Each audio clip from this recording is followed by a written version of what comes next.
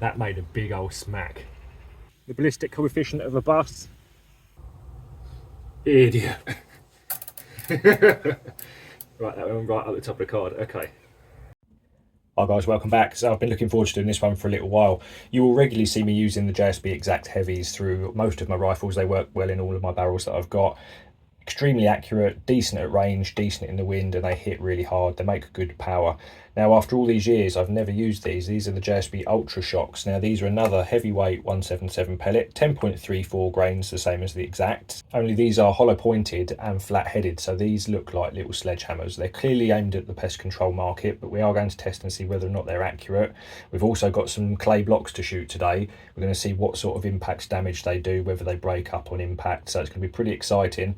We're going to start at 25 yards, we'll do 50 yards and also 100 yards, so it'll give us a good idea of the absolute working range of these. So we've got a lot to cover today, so we'll get stuck in. Right then guys, we're here. It's going to be red hot. I've got the sun right in my eyes, but we've got very little breeze at the moment, so we've got the JSB Ultra Shocks. As I've mentioned already, these are much the same weight. Well, they are quoted as the same weight as a JSB Heavy. They look like a little sledgehammer. We're just going to quickly run a few groups off, see whether or not they're accurate at the shorter ranges. We've got some clay blocks as well, which we're going to go and blow some holes in, and then we're going to push the ranges out. I think we'll probably do 50 yards, and then if I fancy it, we'll go out to 100 as well. Now, we're just going to get a few on paper at the moment just to see how well they led in. This was already set up for JSB Heavies, so we'll soon find out whether or not there's a big difference in the point of impact or anything like that. So that's loaded quite nicely. Let's get a few groups off and see what they're like. Idiot. Right, that one right at the top of the card. Okay.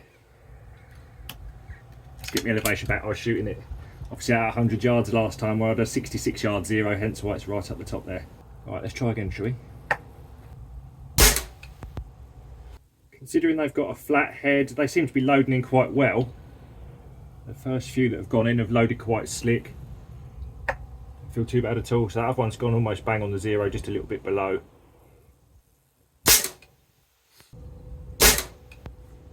Hopefully it shouldn't take long for these to settle into the barrel. I imagine that they are made from the same lead alloy that the heavies are in the majority of the JSB range, so we should only need to get a few through and they should hopefully tighten up nicely.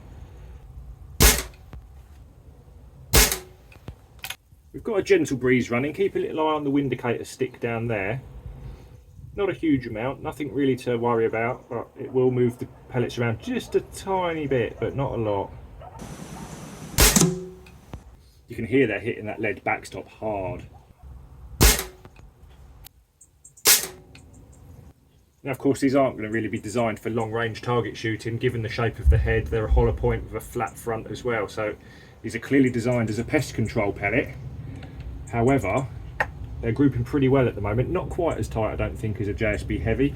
However, looking at the shape of these, I don't think that they're going to be the most aerodynamic of things, but they're certainly looking like they'd be humane for short to mid-range pest control, no problem.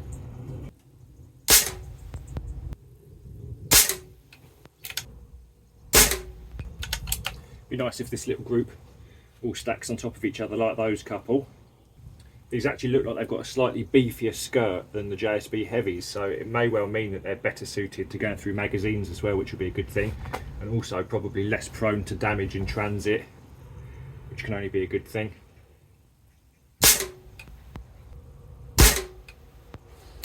Great, well, they're tightening up lovely. We've basically got what, just under 2 pellet widths.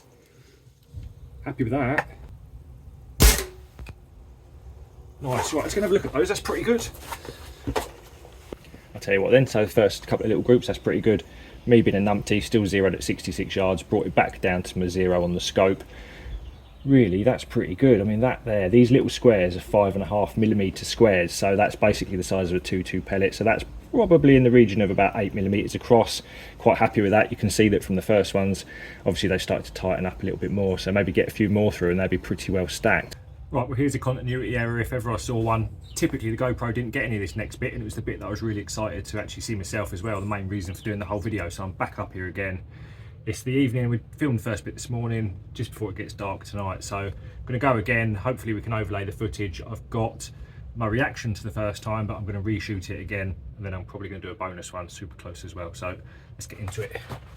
Right, so this is air hardening clay. It's dried out a little bit. Like I say, I use this for grip moulding and things like that. Now that's about 35mm thick. It's about 1 3/8 inches, something like that. I don't know whether it's going to go clean through there, but what we're going to do is just prop it up in there, take a shot straight at the middle, see what sort of damage we get. Right, let's get all this set up and I'll move back and have a little go. Right, the little clay block is out. I'm absolutely covered in it. Magpies are kicking up a fuss. They're right above us at the moment. I wonder if we'll be able to get too into it or whether it'll knock it down on the first shot. Right, the GoPro's tucked really tight to it, so I'm going to go just off to the left a little bit, up and left on the clay, then we'll see if we can get another shot in low and right.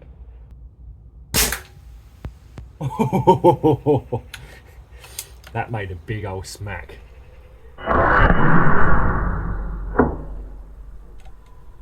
Right, same again, low and right this time.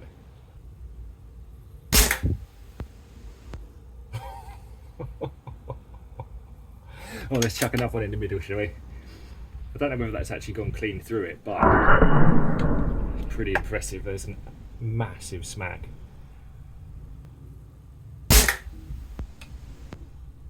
Let's go and have a little look at that, shall we?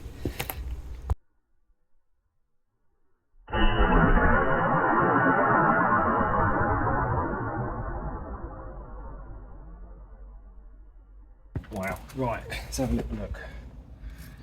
That's really cool. They've gone in there really deep. It was sort of probably in the way. I think they've gone clean through that clay. Let's take that very carefully. Right. Oh, there we go.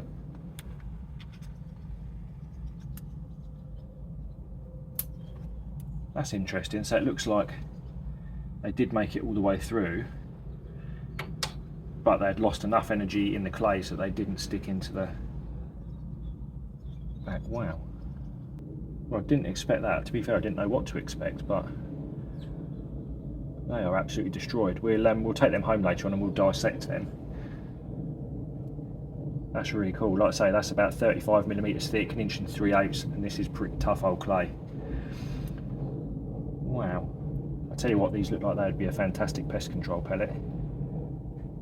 No over penetration. They've dumped all of that energy into the target itself. That's pretty cool. Let's see if they're accurate out to the further ranges. We'll head out to 100. We'll stop at 50 yards on the way out, and then we'll do 100 as well. The wind's not up, but I don't think they're going to stand much chance at the extended ranges, but maybe they will still be accurate to 50 yards. That'd be nice. That'd cover the majority of your sub 12 and mid-range sort of applications really for pest controlling. That'd be pretty cool. Right, let's get into it. Oh, I need like a golf cart or something, I think. All this lugging everything back and forward is pretty knackering, especially when it's as hot as this, when you've got all your bags and the cameras. It's a flipping nightmare. Your heart rate's well up. Yeah, maybe a golf buggy or a little lawn tractor, that'd be fun, with a little trailer on. Right then, 50 yards, 150 foot from the muzzle to the target. So let's see how these go. They're probably going to be dropping a bit more than a JSB heavy would be at this range, but we'll give it a go. I'm going to be aiming at the top of the target, to the top row. We're just going to start on the left there. I won't be making any allowances for the wind. We're just going to get a few down range, see what the wind drift looks like. Wind flag here, that flag's there as well. You can see the wind's pushing over quite hard over the top of us now. And the GoPro's pretty close. Right, so remember, not aiming off at the moment. Aiming at the top left cross. Almost took out the lower left one. To put that amount of drop into perspective, JSB heavy would be dropping that much at about 67, yeah, about 67 yards. So they're dropping quite a lot earlier. Not surprising though, considering that they are flat-headed, hollow pointed, the ballistic coefficient of a bus.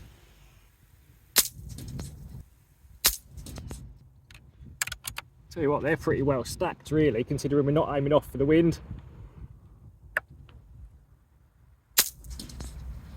Not a bad little group, to be fair. Remember, we're not aiming off for the wind or anything like that, we're just letting it do its own thing. But that is about 1 mil dot of wind and basically 3.5 mil dots of drop. So yeah, that's exactly the same as what you'd have with the JSB heavy at 67 yards. I normally zero this at 66 yards, give it 3.5 clicks on the elevation, and that's going to come in, this is just going to come in a tiny bit below it still. Right, I've just made a scope adjustment. I've given it my 66-yard clicks that I'd be using for JSB heavies. Let's see what happens if we aim at that top left cross we got there. Let's see where we end up. Oh, a little bit above. Okay. Ooh, that one nearly went in backwards. Got it. That's a 1 centimetre circle. And that one skewed way off. When I talk about the wind being twitchy up here, it swirls all around. It's a funny old place to shoot here. You very seldom ever get calm conditions. Very seldom.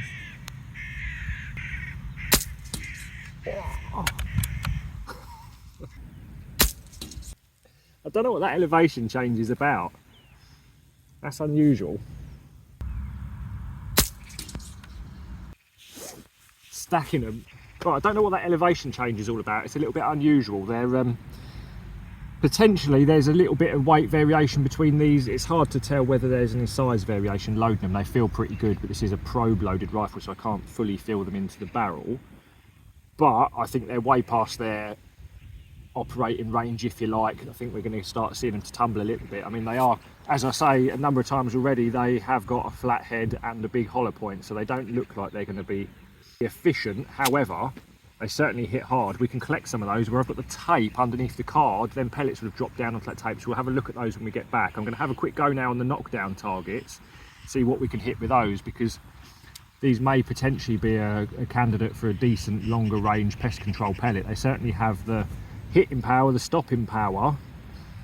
Whether or not they're accurate enough, I certainly think they could be. So we'll spend a little bit more time on the metal targets and we'll get everything moved around, and I'll go out to 100 in a bit.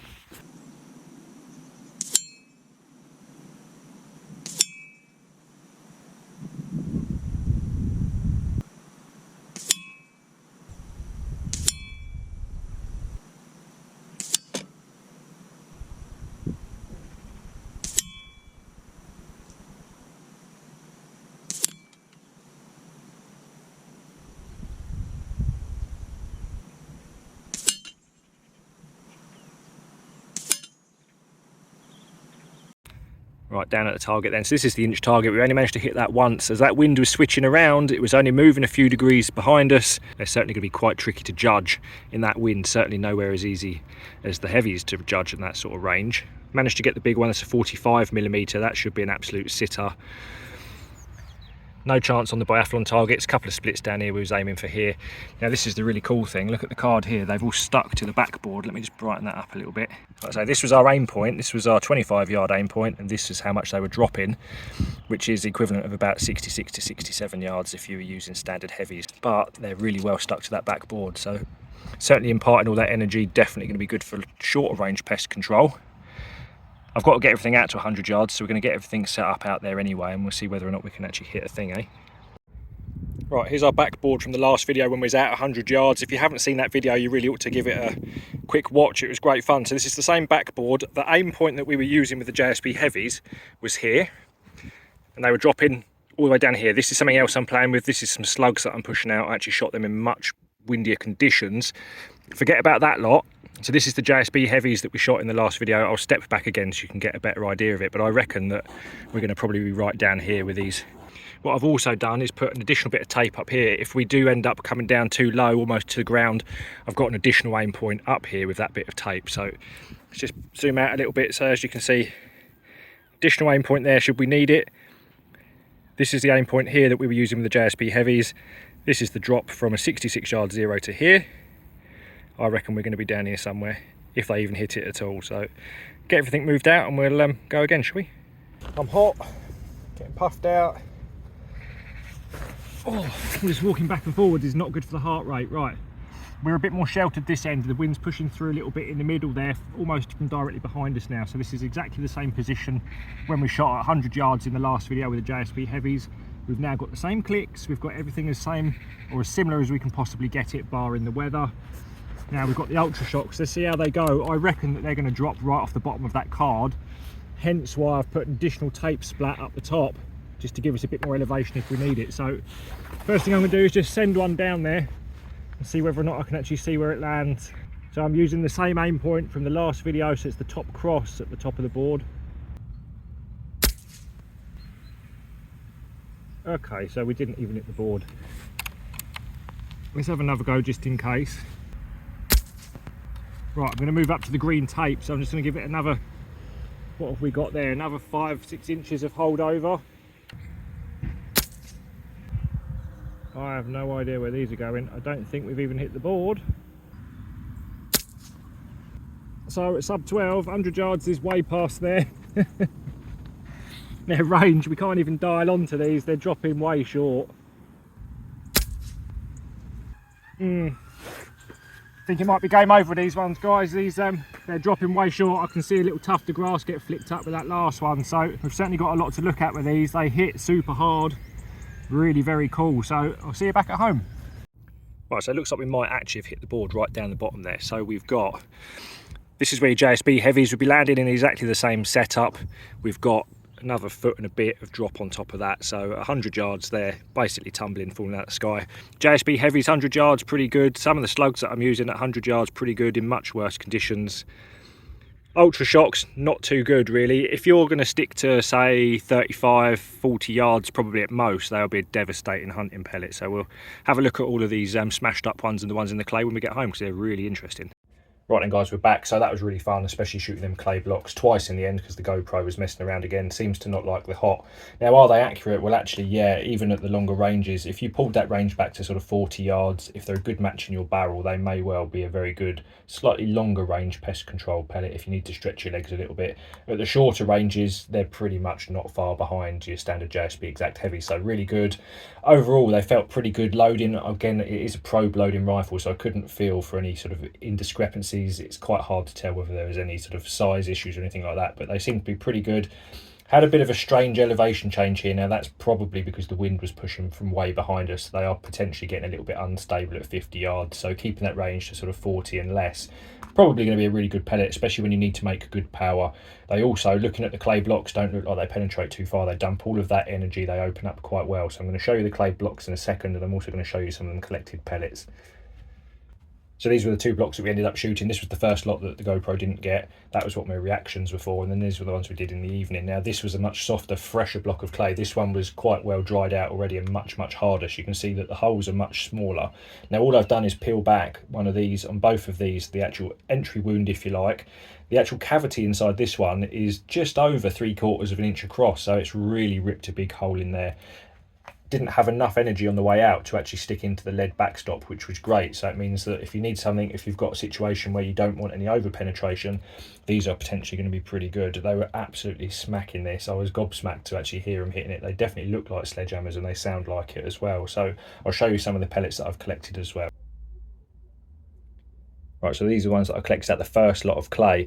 Now you can see that the tips on those, the heads on those have completely opened out. They've dumped a lot of that energy. They haven't fragmented. I thought they might actually break apart like some of the slugs do, but they haven't. So they've stayed quite well intact, but dumped all of that energy into the clay, not a lot left over. So again, over penetration with these, probably not really going to happen. So probably a safer pest control pellet, especially around farm buildings maybe. But overall, pretty good. Now these ones that are 50 yards, at 50 yards they're completely flat, so they're definitely retaining a fair bit of energy. They look like they're getting a little bit unstable at that range, but that's likely because of the shape of these. They're certainly not an aerodynamic looking thing. As I said before, they look like they've got the ballistic coefficient of a small bus. However, certainly an interesting pellet. It was really fun to test them, especially into that clay.